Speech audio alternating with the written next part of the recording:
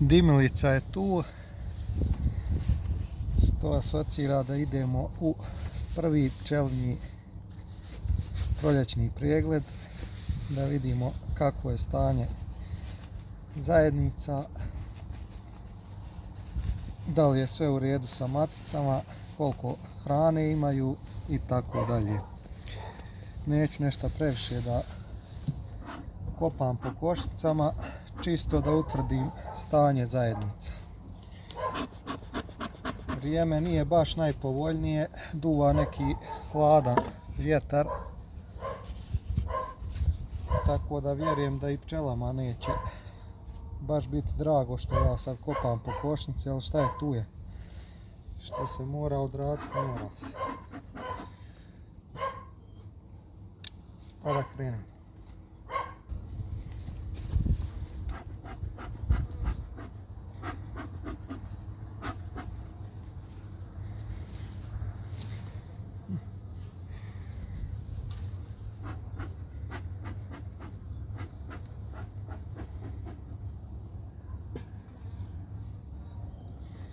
Krenut ću od ovih krajnjih okvira da vidimo. Ovdje već vidim da se u lijevoj strani pozicionirali, zato što sa istoka sa lijeve strane veća količina sunčanih intervala dolazi i grije mi košnicu. Ovdje idemo da skupimo malo propalsa.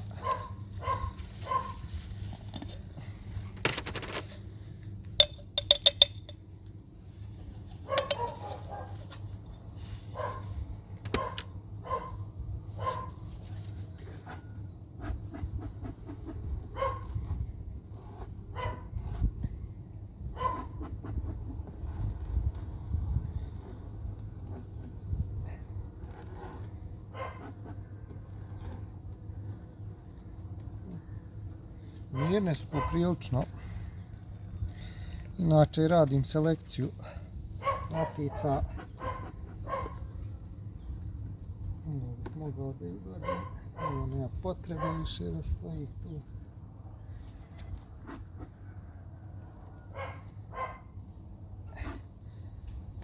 Tako da biramo one pčelinje zajednice koje su mirne i koje donose više meda i tako neke stvari.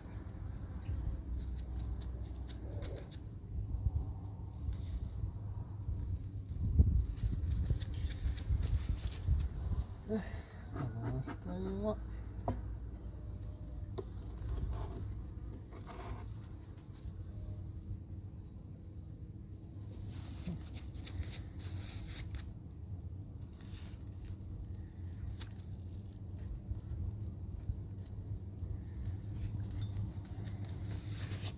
Malo pomalo skupi se.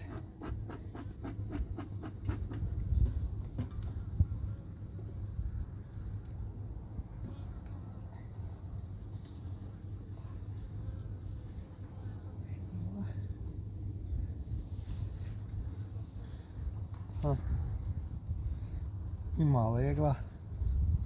Ne znam koliko može to i da se vidi. Legla ima i to pofino. Ja sam na prvi pogled zadovoljan. Evo i matice. Matica izgleda veoma dobro. Leglo izgleda u dobrom stanju. Ja ovdje neću ništa više toliko da otvaram, pregledam, diram. Nek se one same organizuju.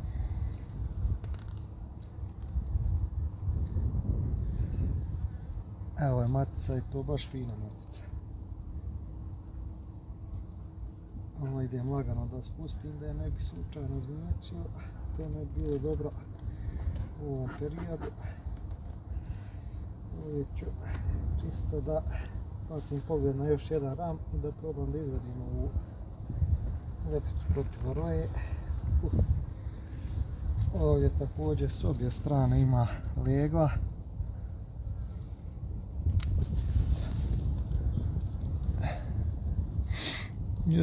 Ne znam, vjerovatno može da se vidi.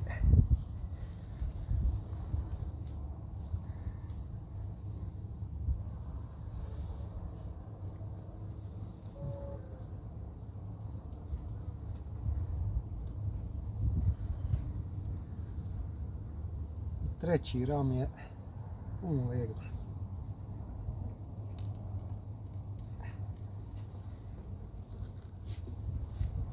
Tako da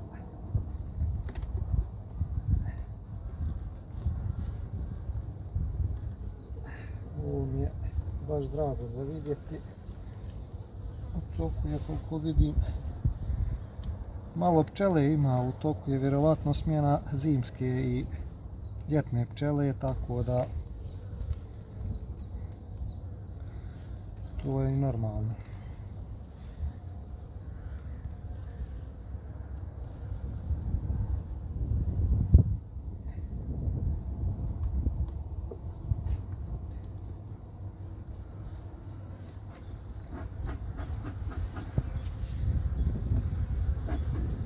Malo su se uznemirile, ali to je normalno. Čisto da pazi pogled.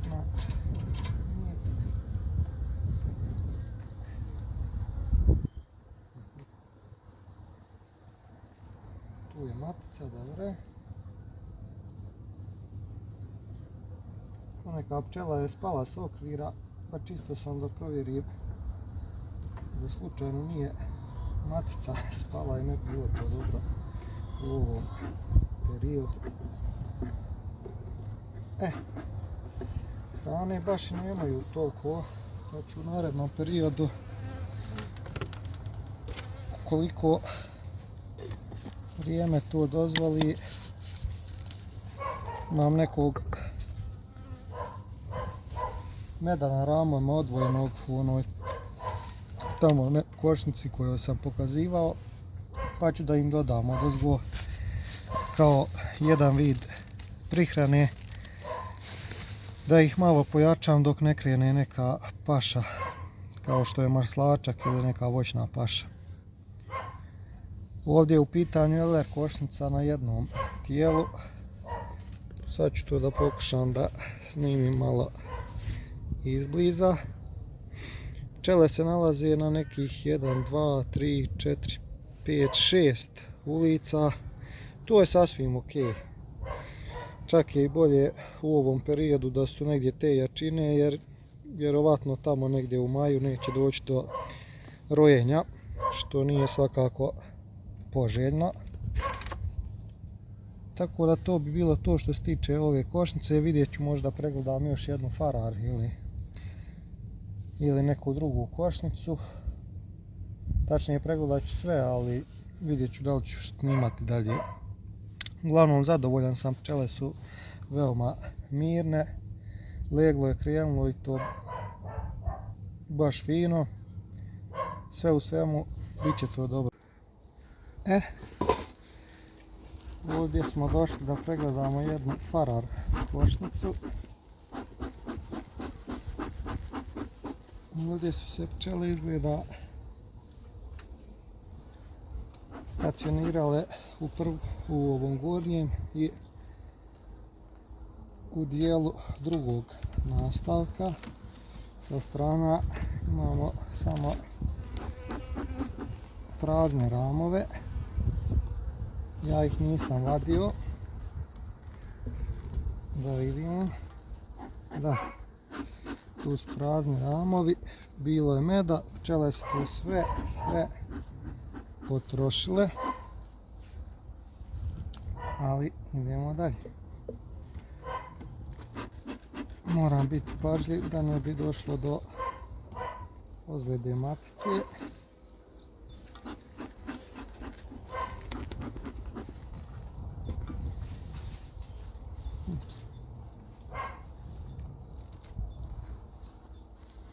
Vidimo ovdje kakva je situacija sa leglom. I ovdje možemo da primijetimo da ima legla, krenulo je, ne kao u onoj LR košnici, ali ga ima.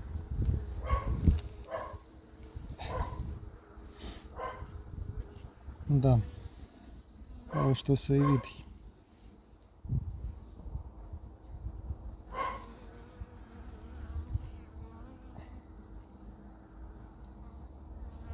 Inače izgleda ona LR košnica da je bolje zimovala. Ipak dublji nastavci su bolji za zimovanje pčela, sve s prilike. Farar košnicu koristim pa možda već nekih 3 godine. I šta znam, ne mogu još da donesem odluku kakva, ima svojih prednosti i mana, ali sve u svemu opet sam zadovoljan.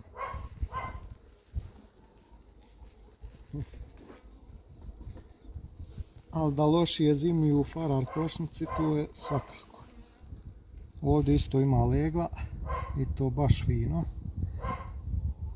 Mala je količina pčele, ali dovoljno da pokrije ovo leglo. Ovo leglo kada izađe sigurno će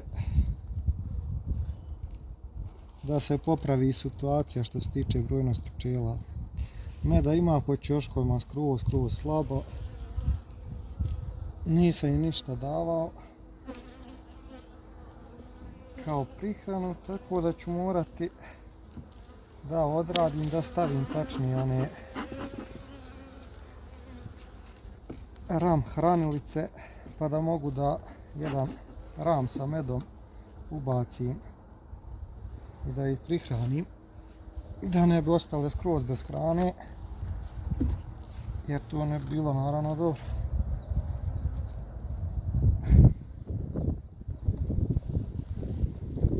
Mada ovdje ima još uvijek meda sa strane, to će njima i poslužiti u ovom periodu.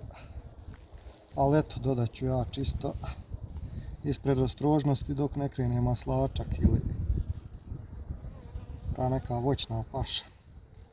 Legla ima više od pola rama, je zaleženo leglom, tako da zadovoljan sam. Ovaj ovdje ram je također pun meda sa strane, krajnji, ne znam, vjerojatno ne može da se vidi.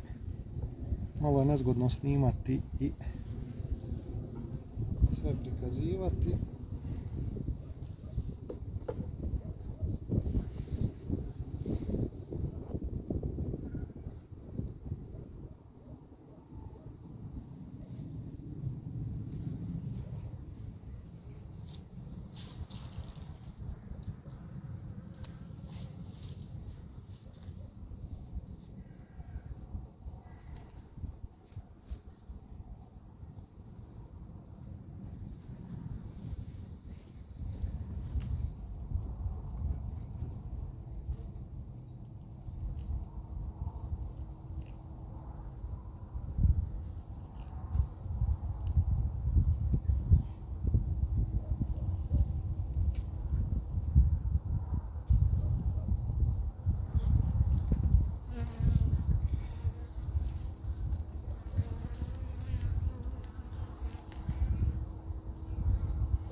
Da vidimo još ovaj krajnji ram.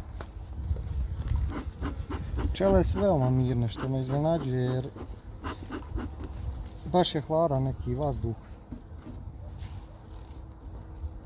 Baš hladan vazduh. Evo ga ovaj krajnji ram koji sam pominjao. Ima meda pofino na njemu. Legla koliko mogu da vidim i nema. Ali med je tu, što je bitno. Sa druge strane isto tako med. Malo ću čisto da zagrebem ovdje, da istimulišem, da malo i taj med prenose. Isto ovaj pored ram ima meda, ovdje možda čak neću ništa ni prihranjivati, jer nisam odmah primijetio ovaj drugi ovdje ram sa medom. Pa da vidimo. Njega ćemo malo zagrebati. Čisto da ih stimulišemo. One će to da prenose. Ovaj ovdje krajnji ram također ima meda, ne u tolikim količinama, ali ima. Ovaj dole skroz donji nastavak, tačnije drugi. Neću da otvaram, mada mislim da i u njemu ima meda jer znam kako sam zazimio ovu pčelinu zajednicu. Ostavio sam dobre količine meda. Još da malo vam snimim odavde. Evo ga. To je znači, to nije neka jačina, ali imaju u ovom donjem drugom nastavku isto malo pčela. Ima meda, pretpostavljam, dole. Mada, vjerovatno ću da dodam ramove sa medom da ih prihranim, čisto da ih stimulišem. Vidjet ću da još možda snimim jednu LR košnicu, čisto da uporedimo, da vidimo jačine. Vama ako se svidio ovaj video i ako želite da podržite ovaj kanal u daljem radu, zapratite kanal. Ipak nisam uspio da snimim pregled svih košnica, međutim stanje je takvo da imam dvije pčelinje zajednice koje su malo slabije, ali pregledao sam ih, imaju legla, matica je prisutna. Iz nekih pčelinjih zajednica čak dolazi, primijetio sam, do smjene zimskih i ljetnih pčela. Leglo je prisutno tu već 20 dana i više, sigurno. To sam primijetio na način da već se vidi iz nekih poklopčića pčele izlaze, rađa se novi život, otklapaju lagano poklopčiće. Sve u svemu zadovoljan sam poprilično, najbitnije je da su prezimile. Jačina tu i tamo će se popravljati u toku godine, iz nekih možda neću ni vrcati med, ali nema veze, nek se one razviju dobro da se pripreme za iduću predstojeću zimu, pa neke naredne godine možda iz njih i vrca. Neke su veoma dobre, imaju veliki potencijal, imaju dobre količine iz zalihe meda, tako da sve u svemu kakva je prethodna godina bila, ja sam veoma zadovoljan. U narednom periodu bit će naravno video snimaka o pregledu zajednica i nekih eksperimenata. Pričat ću malo više o tome kako su mi se pokazale Farar košnice. Malo više možda neke eksperimente poređenja između DB, Farar, LR košnica. Tako da zapratite kanal ako vas zanimaju takve i slične stvari. Potpuno je besplatno. Tako ćete podržati moj rad i motivisati me da što više snimam. Hvala na gledanju i pozdrav!